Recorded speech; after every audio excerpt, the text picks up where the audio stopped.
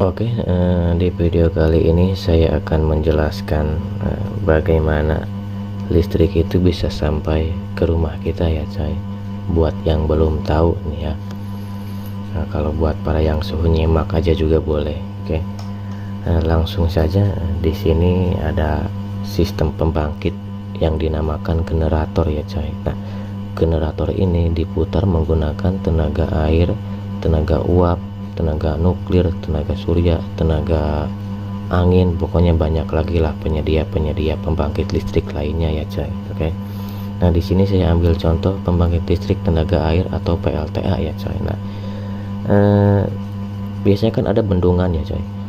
Bendungan buat pembangkit listrik. Nah, itu kan mengalirkan air tuh, mengalirkan air sehingga air itu memutar turbin yang ada di generator ini coy ya. Semakin derasnya air mengalir, maka semakin tinggi tegangan yang dihasilkan oleh generator ini ya coy. Jadi semodelan kincir air lah gitunya, cuman ia mah santer gitu, deras airnya, jadi menghasilkan induksi magnetik di dalam generator ini ya coy, dan menghasilkan listrik sebesar 6-24 kilopol. Jadi tergantung derasnya air ya coy. Oke, sampai sini paham ya coy. Lanjut. Dari tegangan 6-24 kilopol ini masuk ke trafo step up ya coy, atau trafo menaikkan tegangan ya. Buat yang belum tahu, trafo step up itu kayak gini. Nah, ini ya, dari generator, jadi masuknya ke sini untuk dinaikkan tegangannya ya coy. Nah, perlu kalian ketahui di sini belum ada netral coy ya. Nah, jadi di sini setrum semua yang disebut RST ya coy. Pasa R, pasa S, dan pasa T ya coy. Nah, di sini dinaikkan menjadi tegangan 500 kilopol ya coy. Nah, 70-500 kilopol. Jadi di saluran ini tegangan dinaikkan coy ya, dinaikkan, soalnya kan ini untuk jarak yang jauh ya coy. Jadi perlu kalian ketahui juga nih, dimana jarak semakin jauh maka listrik itu tegangannya semakin menurun coy. Makanya ini dinaikkan tegangannya 70-500 kilopol ya coy. Jadi ini tergantung jarak ya coy.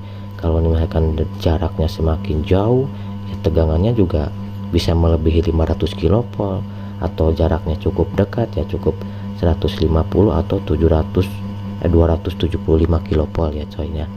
Sampai di sini paham ya coy kenapa tegangan dinaikkan ya.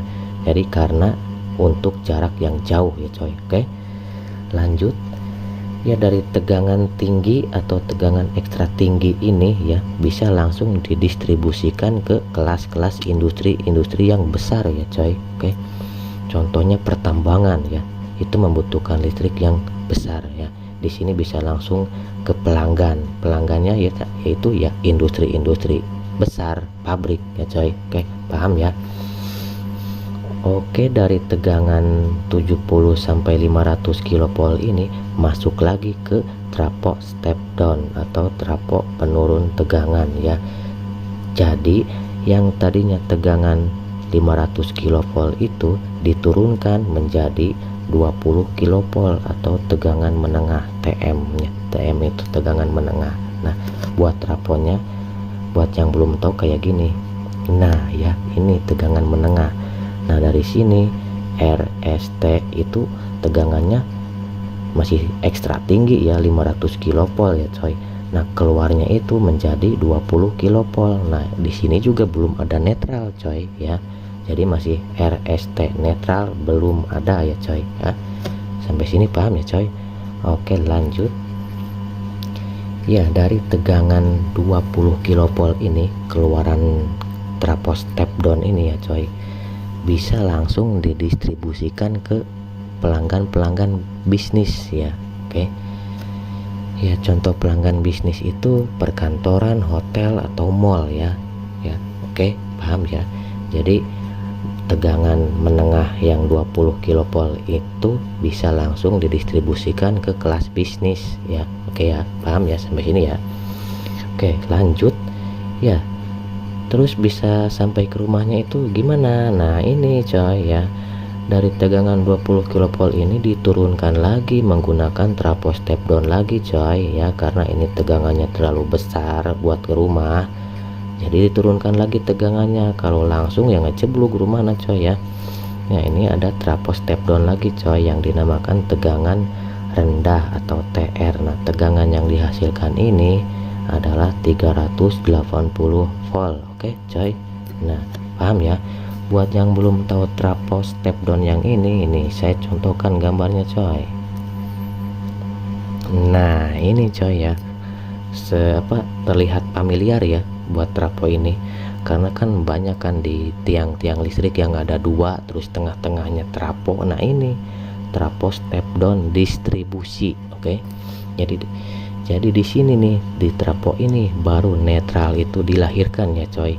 Nah ini saya jelaskannya di sini kan RST. Oke, jadi dari tegangan 20 kV ini masuk ke sini coy, RST. Nah keluarnya itu kan jadi 4 tuh ya, ada 4 terminal. Nah di sini R, S, T dan netral ya coy. Oke, paham ya. Jadi di trafo inilah netral itu dihasilkan ya.